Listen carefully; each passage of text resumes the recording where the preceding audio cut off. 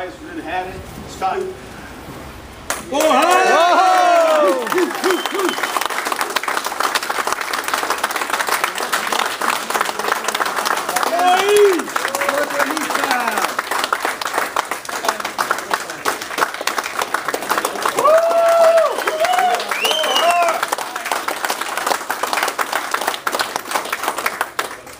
have many more coming.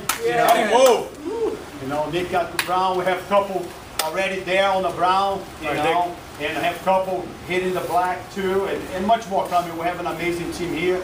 You know, and I want to tell you guys that we got to push. We got to kick a notch, and I want to motivate you guys to really look for the IBJJF. We don't have as many opportunities. I know for all of us, it's really expensive to go to California all the time.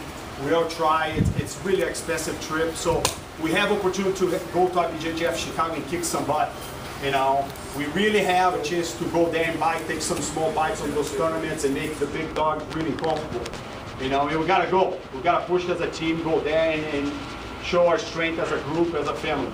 So I hope everybody who have a chance to go. IBJJF tournament's closed. Is the main tournament. It's closed. Naga. Naga, you do Naga. You still do